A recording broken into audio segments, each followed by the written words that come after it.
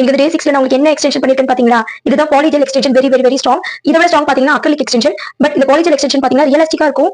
அதே மாதிரி இது வந்து பண்றது ரொம்ப ஈஸி. கொஞ்சம் திங்ஸ் இருந்தாலும் நீங்க ரொம்ப சீக்கிரமா பண்ணிடலாம். இதுக்கு நீங்க என்னென்ன ப்ராடக்ட்ஸ்லாம் வாங்கணும், அது என்னென்ன பிராண்ட்ஸ்ல வாங்கணும், அதே மாதிரி இது எப்படி பண்ணணும் அப்படின்றத உங்களுக்கு நான் ஷார்ட்டா போட்டுருக்கேன். நீங்க இன்னும் பாத்தீங்கன்னா தெரியும். சோ இந்த ஷார்ட்ஸ் ஃபுல்லா பாருங்க, ஸ்கிப் பண்ணாம. அதே மாதிரி இது உங்களுக்கு பிடிச்சத லைக் பண்ணிக்கோங்க, ஷேர் பண்ணிக்கோங்க, அண்ட் சப்ஸ்கிரைப் பண்ணிக்கோங்க. இன்னும் நெயில் ஆர்ட்ஸ் பத்தி நான் நிறைய வீடியோஸ் அப்கமிங்ல போடுறேன். வாங்க வீடியோக்குள்ள போகலாம். தேவையான ப்ராடக்ட்ஸ் பாத்தீங்கன்னா nail slip solution, dip on glass, அப்புறம் பாத்தீங்கன்னா ஒரு பிரஷ், அப்புறம் வந்து பாலிஜெல். இது நீங்க என்ன பிராண்ட் வேணாலும் எடுத்துக்கலாம்.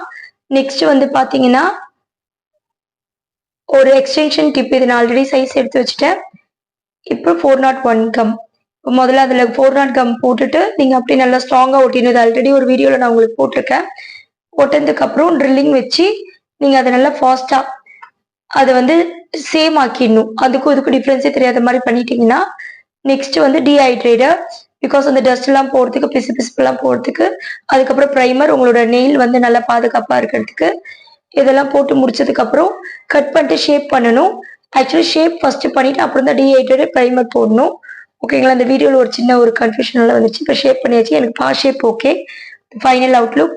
ஷேப்க்கு அப்புறம் பாத்தீங்கன்னா அந்த டஸ்ட்லாம் ஃபுல்லா கிளியர் பண்ணிட்டு அதுக்கப்புறம் இந்த டீஹைட்ரேட்டட் ப்ரைமர்லாம் முடிச்சதுக்கு அப்புறம் ஸ்லிப் சொல்யூஷனை வந்து டிப் ஆன் கிளாஸ்ல கொஞ்சோண்டு எடுத்துக்கணும். ஓகேங்களா? ரொம்ப அதிகமா எடுக்கக்கூடாது.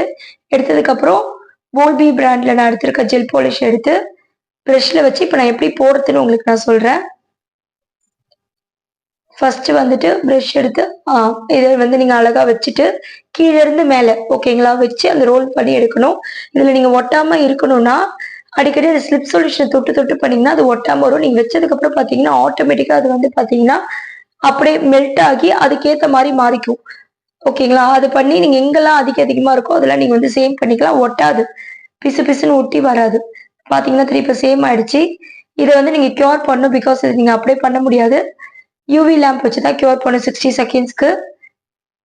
ஓகே, இப்போ வந்து கியூர் பண்ணி முடிச்சதுக்கு அப்புறம் நீங்க எடுத்துட்டு மேல இருக்கிற அந்த ஷெயின் பிளஸ் வந்து கொஞ்சம் அதிகமா இருக்கிற இடம் இதெல்லாம் வந்து நம்ம சேம் ஆக்க போறோம். அதே இந்த ட்ரில்லிங் மிஷின் வச்சு நம்ம ஃபுல்லா சேம் பண்ணதுக்கு அப்புறம் பாத்தீங்கன்னா ஃபைனல் அவுட்லுக். இப்போ உங்களுக்கு என்ன டிசைன், என்ன ஆர்ட் வேணுமோ பண்ணிக்கலாம். நான் வந்து இந்த ஃப்ரெஞ்ச் ஆர்ட் பண்ணியிருக்கேன். இது என்னோட ஃபைனல் அவுட்லுக். இது உங்களுக்கு ரொம்ப பிடிச்சிருந்துச்சுன்னா லைக் பண்ணிக்கோங்க. பாய்.